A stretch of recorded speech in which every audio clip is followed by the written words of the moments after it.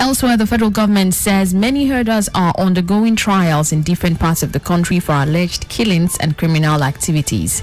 It challenged the Nigeria Police Force to publish the names of herders undergoing trials. Senior Special Assistant to the President on Media and Publicity, Garba Shehu, was speaking on Channels Television Sunrise Daily program on Monday morning.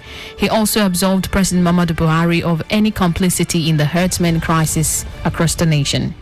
Shehu said the president is more than concerned and conscious of the fact that it is the responsibility of his government to work with Nigerians to secure lives and stop the ongoing crisis, whether they are kidnappings or the new line of ethnic violence. The Inspector General of Police IGP Mohammed Adamu on Monday flagged off a revived Special Security Action Plan codenamed Operation Puff Adder 2 to reinforce the ongoing fight against banditry, kidnappings, armed robbery and other violent crimes in the country. The special operation, which will be intelligence-led and community-driven, will be executed in sustained collaboration with the armed forces, the intelligence community and other sister security agencies. A statement by the Force Public Relations Officer, Frank Kumba, said Puff Adder 2 is aimed at redominating and reclaiming the public space from criminals that are bent on threatening the internal security order across the country and bringing them to book. The IGP, during the flag-off of the special operation at the Force Headquarters, Abuja, noted that Operation Puff Adder 2 is an initiative of the force conceived from a deliberate and critical evaluation of the pattern and trend of crimes in the country. The Presidential Task Force, PTF, on COVID-19 has raised an alarm over re-emergence of the dreaded Ebola virus in some West African neighboring countries, calling on all Nigerians to be more cautious. Chairman of the PTF and Secretary to the Government of the Federation, SGF, Boss Mustafa, who raised the alarm on Monday during the Task Force media briefing in Abuja, however, noted that more stringent surveillance is being carried out around the nation's ports of entry in order to prevent the spread of the disease in Nigeria. According to him, the PTF had decided to make the surveillance against Ebola a priority in order not to compound the current dangerous position of COVID-19 outbreak had placed the country. And also the educational sector, where the West African Examination Council has released the 2020 West African Senior School Certificate Examination WASC results for private candidates. Announcing the release at the WAEC National Headquarters, Yaba, Lagos, head the Nigerian National Office of the West African Examination Council, Patrick Aregan, said a total number of 61,050 candidates sat for the exam, while 31,751 candidates obtained credit and above a minimum of 5 subjects. He said the examination was simultaneously and successfully conducted throughout the 5 member countries of WAEC, which are Gambia, Ghana, Liberia, Nigeria and Sierra Leone, using one and the same international timetable. The conduct of the examination took place between Monday, November 23rd, 2020 and Tuesday, December 22nd, 2020. And now to Osun State, where the former Deputy Governor of the state, Senator Iyiola Omoshore, on Monday defected to the All Progressives Congress, APC. Omoshore was at his polling unit at Ward 6 in Ile-Ife to officially defect to the ruling party and subsequently picked his membership card. The politician contested 2018 governorship poll on the platform of the Social Democratic Party, SDP, but went into coalition with the APC before the September 28th rerun. And in Lagos State, the Lagos Police Command has insisted its men will remain at the Lekki toll gates until further notice.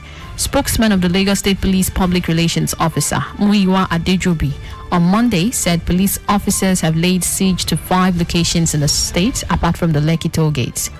Ahead of the hashtag Occupy Lekki toll gate and hashtag Defend Lagos protest scheduled for Saturday, 13 February 2021, police officers were deployed to the Lekki toll gate to ensure that no protest held at the toll plaza. And coming up on our business news this morning, Seplat triggers Nigerian stock bulls to stage A comeback. Details in a moment.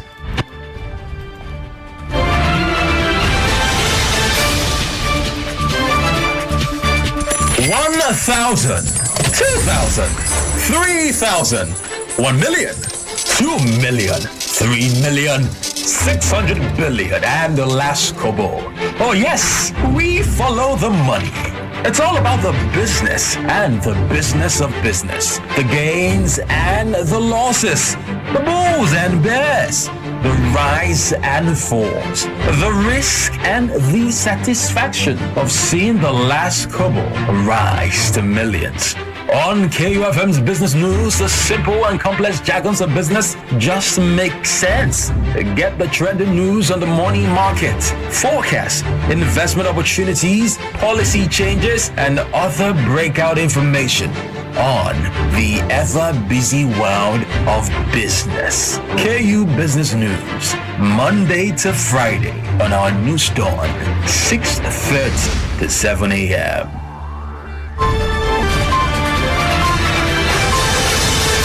On business, Nigeria's stock market resumed trading for the week on a positive note as the all-share index and market capitalization increased by 0.33% to 40,573.31 index point and 21.2 billion naira respectively.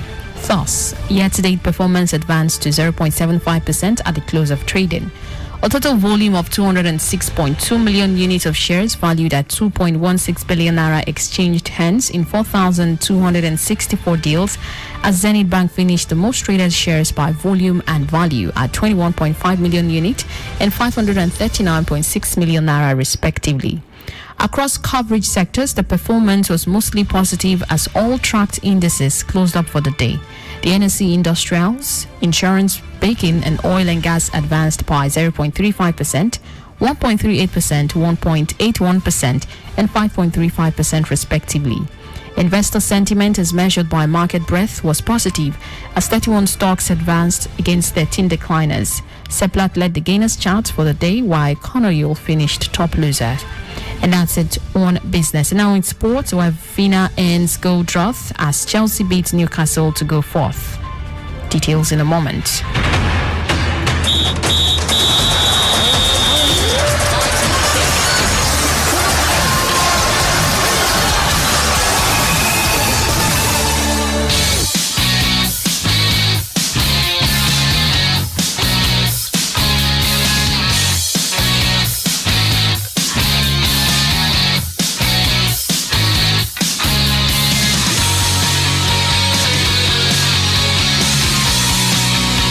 And now talking sport, where Timo Werner scored and assisted as he ended a 14-game goal draw to help Chelsea to victory over Newcastle in the Premier League at Stamford Bridge.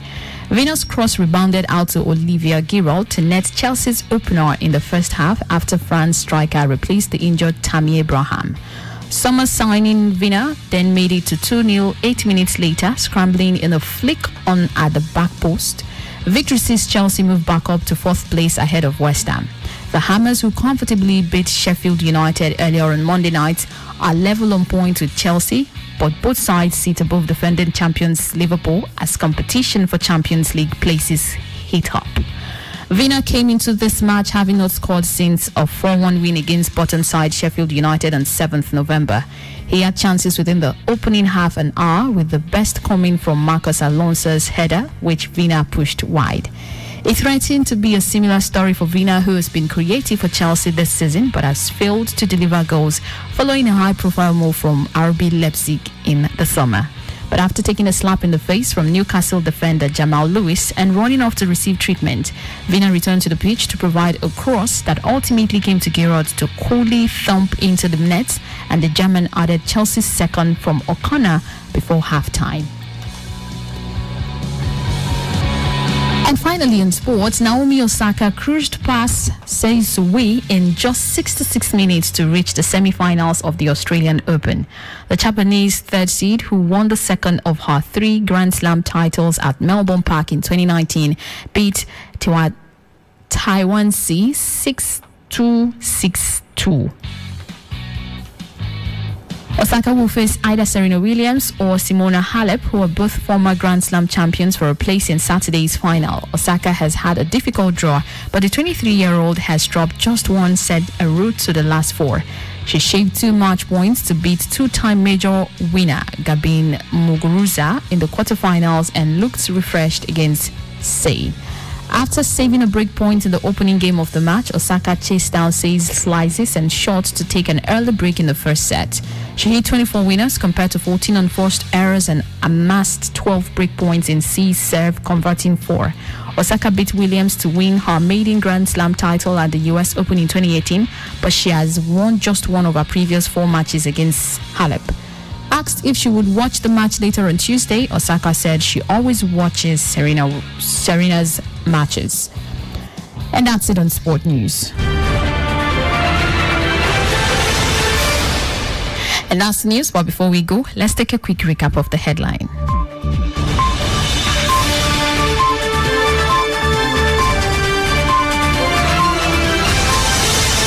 On the news this morning, we told you that the World Trade Organization, WTO, has confirmed Okonjo-Iweala as Director General.